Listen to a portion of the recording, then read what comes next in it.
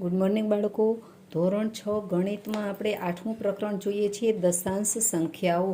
હવે એમાં આપણે 8.1 સ્વાધ્યાય સુધી જોઈ લીધું છે. હવે આપણે આગળ 8.2 સ્વાધ્યાયમાં જોઈએ કે 8.2માં શતાંશ વિશે આપણે શીખવાનું છે. 8.1માં દશાંશ, 8.2માં શતાંશ.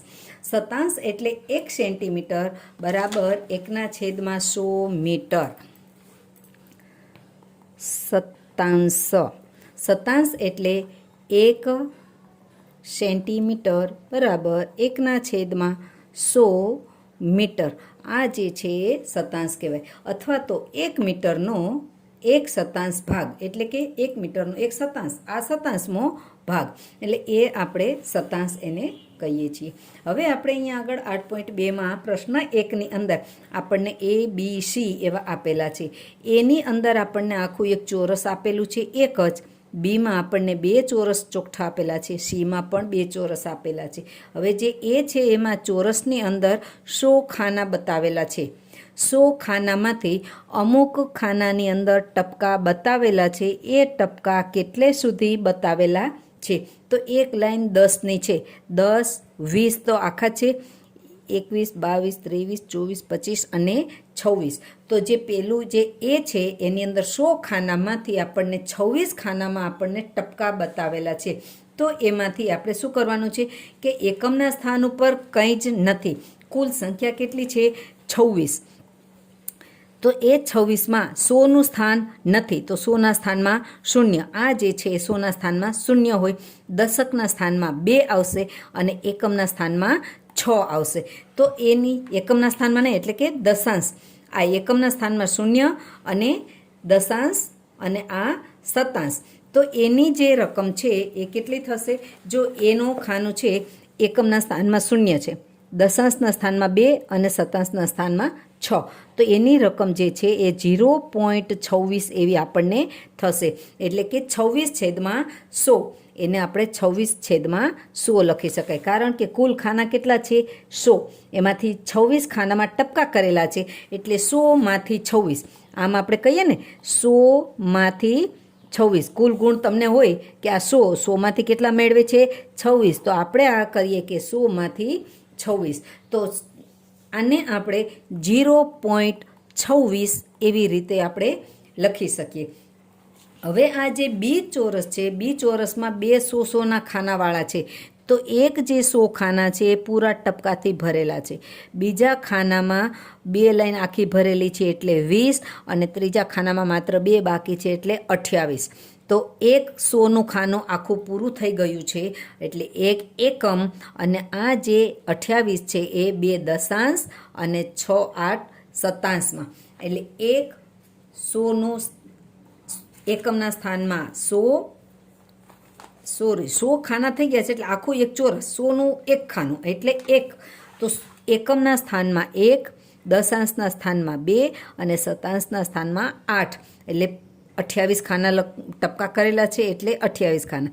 એટલે 128 થયા. 128 કેટલામાંથી થયા? 100 આ અને 100 આ. તો એક જે આખા 100 પૂરા થઈ ગયા છે એને એક આખું બતાવી દીધું, 0.28. એટલે 100માંથી 28 કર્યા છે તો એ 0.28. એટલે કુલ થયા 128. 100માં ખાનામાંથી 128, એટલે એક ખાનું આખું 100નું અને આ છે 1.28. એવી રીતે એને સંખ્યાને આપણે દર્શાવી શકીએ છીએ. પછી પ્રશ્ન બીજો આપેલો છે. પ્રશ્ન બીજામાં કોઠો બતાવેલો છે, અને એ કોઠા ઉપરથી આપણે એ સંખ્યાને, એના જે સ્થાન કિંમત છે એ સ્થાન કિંમતને આધારે આપણે એને દશાંશ સ્વરૂપમાં સંખ્યાને લખવાની છે. તો અહીંયા આગળ આપણને જો 100ના સ્થાનમાં 0, દશકના સ્થાનમાં 0, એકમના સ્થાનમાં 3, દશાંશમાં 2, શતાંશમાં 5 અને સહસ્ત્રાંશમાં 0. તો એ રીતે આપણે એને જો દર્શાવીએ તો એ સંખ્યા કેટલી થશે? જો 100ના સ્થાનમાં 0 છે, તો અહીંયા આગળ હું કરું કે 0, 100 પ્લસ 0 દશક પ્લસ 3 એકમ પ્લસ 2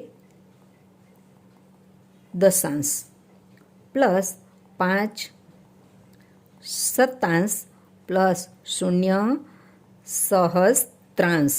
હવે જે સંખ્યા આપેલી છે એને આપણે એટલા વડે ગુણવાના. 0 ગુણ્યા 100 પ્લસ 0 ગુણ્યા દશક એટલે 0 ગુણ્યા 10, પછી એકમ પ્લસ 3 ગુણ્યા 1 પ્લસ 2 ગુણ્યા દશાંશ એટલે 1/10 પ્લસ 5 ગુણ્યા શતાંશ એટલે 1/100 પ્લસ 0 ગુણ્યા સહસ્ત્રાંશ એટલે 1000.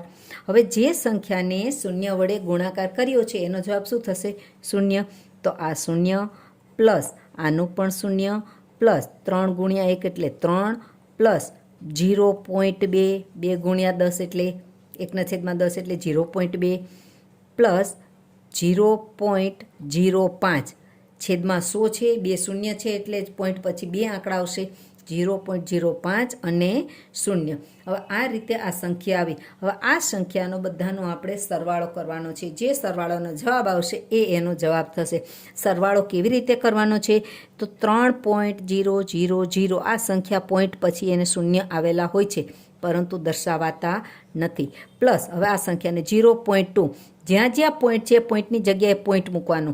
0 અહીંયા મૂકો, 2 અહીંયા મૂકો, પ્લસ આનું પોઈન્ટ અહીં મૂકો, 0 અહીં મૂકો, પછી 0 અને 5 અહીંયા આગળ કંઈ ન હોય તો આપણે 0 મૂકી શકીએ.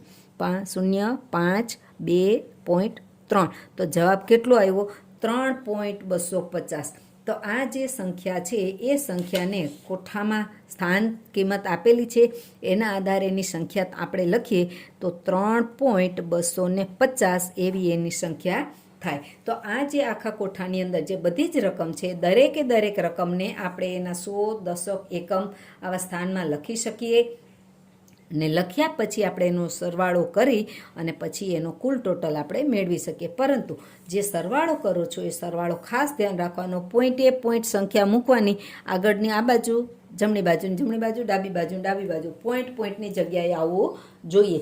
તો તમારે ક્યારેય ભૂલ થશે નહીંતર ભૂલ થઈ શકે.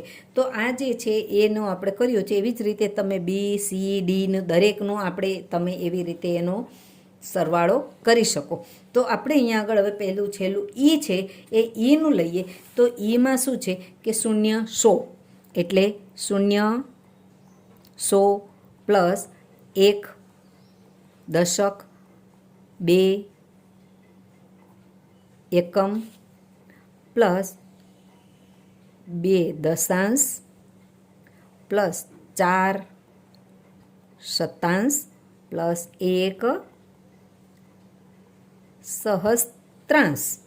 તો 0 ગુણ્યા 100 હમણાં આગળ કર્યું એવી જ રીતે પ્લસ 1 ગુણ્યા 10,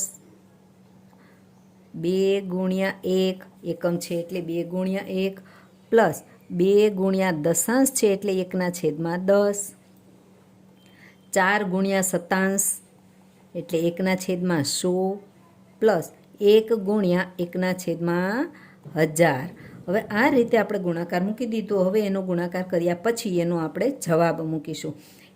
0 ગુણ્યા 1 એટલે 1, 10 ગુણ્યા 1 એટલે 10 પ્લસ 2 એકા 2 પ્લસ 0.2 પ્લસ 0.04 અને પ્લસ 0.001. પોઈન્ટ પછી 3 આંકડા આવવા જોઈએ કારણ કે છેદમાં 3 શૂન્ય છે એટલા માટે. હવે આપણે આનો બધાનો આરે ગોઠવ્યો એવી રીતે સરવાળો જો આપણે કરીએ તો એનો સરવાળો આપણને કેટલો થશે એનો આપણે અહીંયા આગળ હું હમણાં ગોઠવી દઈએ કે બધાનો સરવાળો 10.0 ગોઠવી દઈએ પ્લસ 2.0 પ્લસ 0.2 પ્લસ 0.04 પ્લસ 0.001. હવે એનો જવાબ આવશે 1, 4, 2 પોઈન્ટ અહીંયા આગળ 2 અને 1. તો જવાબ કેટલો થયો? 12.241. તો આનો જવાબ આપણને થયો 12.241. તો આ રીતે આપણે આ જે સંખ્યાઓ છે એ સંખ્યાને આપણે એને દર્શાવી શકીએ. એના સ્થાન કોષ્ટક જે છે એના કોષ્ટકના સ્થાન ઉપર આપણે એને દર્શાવી શકીએ. હવે પ્રશ્ન ત્રીજો છે. પ્રશ્ન ત્રીજામાં આપણને રકમ આપેલી છે. એ રકમ દશાંશની સ્થાન કિંમતને કોષ્ટક બનાવીને લખો. આખો એનો કોષ્ટક બનાવવાનો છે અને રકમ છે 0.29. હમણાં જેમ અહીંયા આગળ કોઠો હતો 100, દશક, એકમ, દશાંશ, શતાંશ, એ રીતે આખો કોઠો બનાવવાનો અને એ કોઠામાં એ બધી સંખ્યાને લખવાની. હવે અહીંયા આગળ આ કોઠો બનાવેલો છે. અહીંયા સંખ્યાનું નામ લખી દીધું છે. 100નું ખાનું, દશક, એકમ, દશાંશ, શતાંશ અને સહસ્ત્રાંશ. સહસ્ત્રાંશ સુધી આપણે એના કોઠોની લાઈનો બતાવી દેવાની. હવે 0.29 છે તો એનું 100નું, દશકનું અને એકમનું સ્થાન ખાલી છે. પોઈન્ટ પછીની જ સંખ્યા છે એટલે પોઈન્ટ પછીની સંખ્યા દશાંશ, શતાંશ, સહસ્ત્રાંશમાં જશે. એકમ, દશક અને 100ના સ્થાન એના ખાલી છે એટલે ત્યાં આગળ આપણે શૂન્ય મૂકીશું. પછી 2 છે એ દશાંશના સ્થાનમાં આવશે અને 9 છે એ શતાંશના ખાનામાં આવશે. તો આ રીતે આપણે જે દરેક સંખ્યા છે એ સંખ્યાને આપણે એના 100ના, દશક, એકમ, શતાંશ, દશાંશ અને સહસ્ત્રાંશના ખાનામાં મૂકી શકીએ. હવે છેલ્લી સંખ્યા છે 200.812. 200 એટલે 100નું સ્થાન પણ છે, દશક અને એકમ. જો 100ના સ્થાનમાં 2 મૂક્યા, દશકના સ્થાનમાં 0 અને એકમના સ્થાનમાં પણ 0. હવે આ જે છે એ દશાંશનું સ્થાન આવશે. દશાંશ એટલે 8 દશાંશમાં, આ 1 શતાંશમાં અને આ જે 2 છે એ સહસ્ત્રાંશના ખાનામાં જશે. એટલે આ રીતે આપણે આ રકમને જે સ્થાન જે દશાંશવાળી સંખ્યા છે એને કોષ્ટક બનાવી અને કોષ્ટકમાં આપણે મૂકી શકીએ. પછી ચોથો દાખલો છે. દરેકને દશાંશ સ્વરૂપે લખો. આ જે રકમ આપેલી છે એ રકમને આપણે દશાંશ સ્વરૂપે લખવાની છે. તો એ જે રકમ છે એ હું અહીંયા આગળ લખું છું.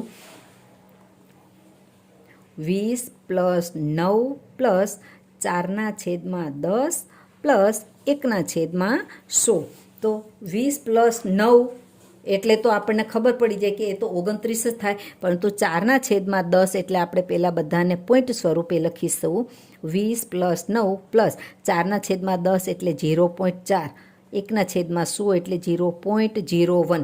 હવે આપણે આ બધાનો સરવાળો કરવાનો. હમણાં મેં આગળ કીધું હતું એવી જ રીતે વ્યવસ્થિત રીતે તમારે ગોઠવી અને સરવાળો મૂકી દેવાનો. 0.4 + 0.01. હવે એનો સરવાળો આપણે કરી દઈએ. 1, 4, પોઈન્ટ અહીંયા આગળ 9 અને 2.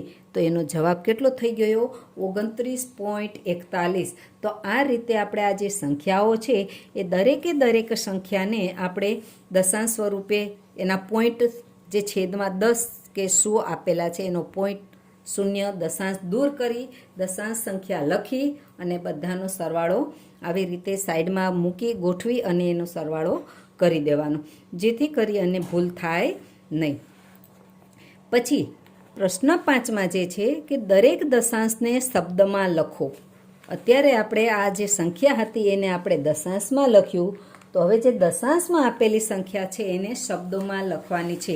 તો એ સંખ્યા જે છે એને કેવી રીતે શબ્દોમાં લખીશું? 0.03 છે તો આને આપણે 0.03 પણ લખી શકીએ. 0.03 આવી રીતે પણ લખી શકીએ. અથવા તો એને 3 શતાંશ પણ લખાય. એને શું લખાય? 3 શતાંશ પણ આપણે લખી શકીએ. કારણ કે પોઈન્ટ પછી કેટલા આંકડા છે? 2 છે એટલે શતાંશનું સ્થાન આવી ગયું અને આંકડો કયો છે? 3. તો 3 શતાંશ. એટલે તમે ગમે તે પરીક્ષામાં આવે તો કોઈ પણ તમે લખી શકો. 0.03 પણ લખી શકો અને 3 શતાંશ પણ લખી શકો. તો દરેક સંખ્યાને આપણે આવી રીતે શબ્દોમાં લખી શકીએ. હવે બીજી સંખ્યા છે 0.032. તો આને આપણે તમે શું લખો? 0.032 પણ લખો. 0.032 અથવા શું લખો? પોઈન્ટ પછી કેટલા આંકડા છે? 3 આંકડા છે તો સહસ્ત્રાંશમાં જાય. તો તમે એને 32 સહસ્ત્રાંશ પણ લખી શકો. કેટલું 32 સહસ્ત્રાંશ પણ લખી શકો અથવા તો 0.032 પણ લખી શકો. તો આ રીતે સંખ્યા જે આપેલી છે એને આપણે શબ્દોમાં લખી શકાય. પછી પ્રશ્ન 6 આગળનો છે કે સંખ્યા રેખા પર દશાંશ સ્થાનના કયા બિંદુઓ વચ્ચે આ સંખ્યાઓ આવેલી છે. હમણાં આગળના સ્વાધ્યાયમાં પણ આપણે જોયા હતા 0.1 ને પછી 1 2 હતા. તો એ કઈ સંખ્યા જે સંખ્યા રેખા ઉપર એ કયા પોઈન્ટ ઉપર આવેલી છે? 0.06. હવે 0.06 એ 0 અને 0.1ની વચ્ચે આવેલું હોય. જો અહીંયા આગળ 0 છે અને આ છે 0.1, અહીંયા 0 અને અહીંયા આગળ 0.1. તો અહીંયા આગળ પહેલું પોઈન્ટ આવશે 0.01, 0.02, 0.03, 0.04, 0.05, 0.06. તો 0.06 એ કોની બેની વચ્ચે આવ્યું છે? 0 અને 0.1ની વચ્ચે આવેલું છે. અને 0થી મોટી અને 0.1થી આ સંખ્યા નાની છે. એટલે 0 કરતાં મોટી છે અને 0.1 કરતાં આ સંખ્યા કેવી છે?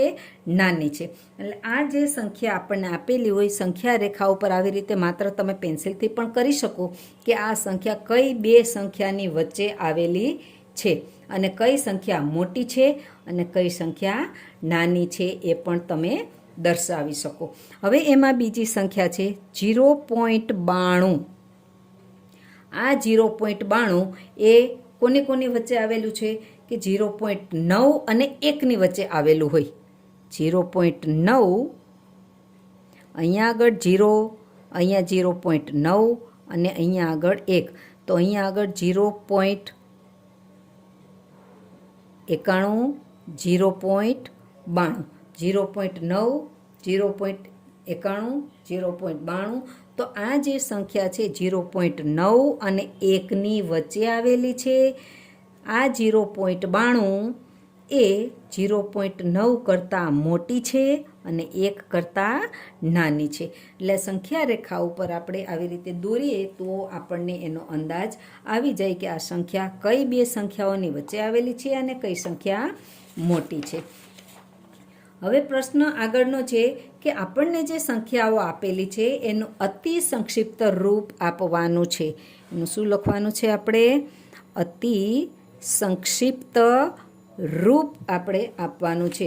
હવે એમાં આપણને રકમ આપેલી છે 0.60.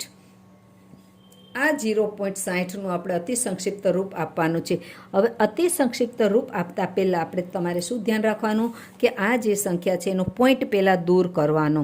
પોઈન્ટ દૂર કરવા માટે તમે 60ના છેદમાં શું મૂકશો? 100. 100 શું કામે? પોઈન્ટ પછી કેટલા આંકડા છે? 2 છે એટલે છેદમાં 2 શૂન્ય આવશે. એટલે આવી રીતે આપણે પોઈન્ટ પહેલાં દૂર કરી દીધો. હવે આ બંને છે એક જ ઘડિયામાં આવતા હોય એવી રીતે આપણે એના અવયવો આપણે અહીંયા લખી દેવાના છે. 20 એકાના ઘડિયામાં 20 તરી 60 થાય છે એટલે 20 તરી 60 આપણને થયા. હવે આ જે 100 છે એ 100ના પણ આપણે અવયવો પાડીએ એટલે 20 પંચા 100 એ પણ આપણને ખબર છે. તો 20 પંચા 100. હવે અંશ અને છેદમાં 2 20 સરખા છે તો એ બે કેન્સલ થઈ જાય. તો હવે બાકી કોણ વધ્યું? 3ના છેદમાં 5. તો આ 3ના છેદમાં 5 જે છે એ કોનું અતિ સંક્ષિપ્ત રૂપ થઈ ગયું? 0.60નું અતિ સંક્ષિપ્ત રૂપ એ 3.5 થયું. હવે બીજી રકમ લઈએ આપણે 0.18. તો 0.18નું પણ આપણે અતિ સંક્ષિપ્ત રૂપ આપવાનું હોય તો આપણે 18 છેદમાં 100 પોઈન્ટ દૂર કરી દીધા એટલે 18ના છેદમાં 100 થઈ ગયા. હવે આના પણ આપણે એવી જ રીતે બે ભાગ કરી દેવાના. 9 દુ 18 અને 50 દુ 100. બંને એક જ ઘડિયામાં આવ્યા 2 2માં એટલે 2 2 તો ઉડી ગયા. બાકી વધ્યા 9 છેદમાં 50. તો આ 9ના છેદમાં 50 એ 0.18નું અતિ સંક્ષિપ્ત રૂપ થઈ ગયું કહેવાય. એટલે અતિ સંક્ષિપ્ત રૂપ એ તમારે છઠ્ઠા, સાતમું, આઠમું દરેક વખતે આવશે. તો અતિ સંક્ષિપ્ત રૂપ આપતા પહેલાં જે બે આપણને અંશ અને છેદમાં રકમ આપેલી છે એ બંનેના અવયવો પાડવાના, એટલે કે એક જ સરખા ઘડિયામાં આવતી હોય એવી રીતે એના લખી અને અંશ અને છેદની સંખ્યા જે સરખી હોય એને ઉડાડી દેવાની, બાકી જે વધે છે એનો જવાબ આવશે. એટલે આ રીતે આપણે આ સંખ્યાનું અતિ સંક્ષિપ્ત રૂપ આપી દેવાય.